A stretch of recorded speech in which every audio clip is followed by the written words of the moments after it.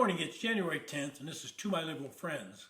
Well, yesterday the House convened into session and voted on the much talked about rules package for the next Congress. And this got a lot of headlines during the Speaker's debate last week.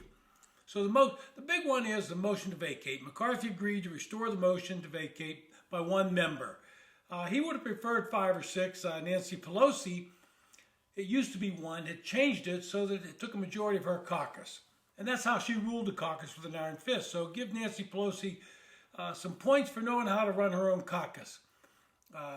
In the rules package, more seats were given on key committees, and particularly the Rules Committee, which brings bills to the floor, to the Freedom Caucus. It's the hard right line, a group that were opposing McCarthy. But some of the things that I think are good things. First of all, there's going to be a vote on each individual appropriations bill. There are 13 of these bills. And in the past, Congress has not passed them for years and years, and they roll everything into one large omnibus bill. We saw that last December with a 4,400-page bill for $1.7 trillion. And nobody had a chance to read it. Nobody would understand what it meant in legislative language. And so now we're going to do away with omnibus bills. And that means not putting them off to some lame duck. The Republicans want lower spending, and so they're going to cap some of the spending levels. But they also instituted a little thing.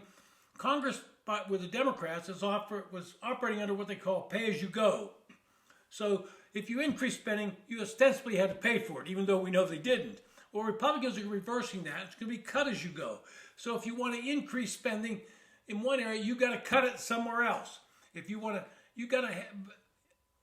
do this thing, you got to come up with the funds by cutting other programs.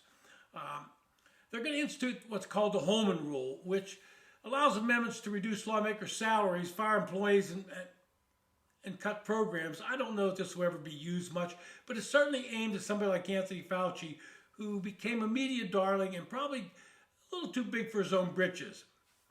Another rule change, which I agree with, is a 72-hour review period.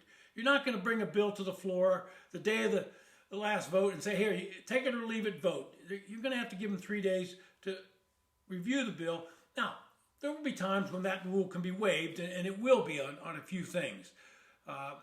Some of the other things that I think that were good things in this rules package, it's going to have more of an open rule on the floor, whereby members can offer amendments to legislation, debate them, and vote on them. And Democrats can do this too. Nancy Pelosi's operated under what was called a closed rule. The Rules Committee would bring a bill to the floor and limit any kind of amendments, and that was done so Republicans couldn't offer amendments and force Democrats to vote on them. Well, now Democrats will be able to offer amendments and force Republicans to vote on them. But it's the way the House was set up to run, and I think it's a good change. Overall, I think the rules package came out pretty good. McCarthy had to give some things away to get the votes he needed. And let's not kid anybody. Nancy Pelosi didn't have 100% of her caucus the last time she was elected. You had a couple progressives that voted, but she had enough votes. In this case, McCarthy was stuck with 20 people and had to appease some of them. In that case, I think I wished it hadn't happened. But it's not a big deal as the media is trying to make it. So I think the key things is no more omnibus bills. We're going to vote. We're going to be able to vote on amendments. We're going to be able to offer legislation on the floor, and that's a good thing. What's going to be interesting now to see is what are the ratios on the committees. It's a pretty closely divided Congress, but unlike the Senate, where they stick strictly to those ratios, the House normally doesn't.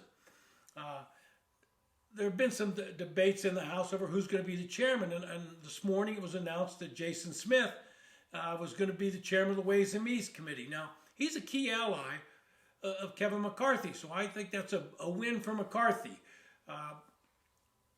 What we're going to do on spending and tax and all of this, keep in mind, the Democrats control the Senate. So some of this stuff that they want to do, they're just not going to be able to do. They're going to pass it out of the House, and it's going to languish in the Senate.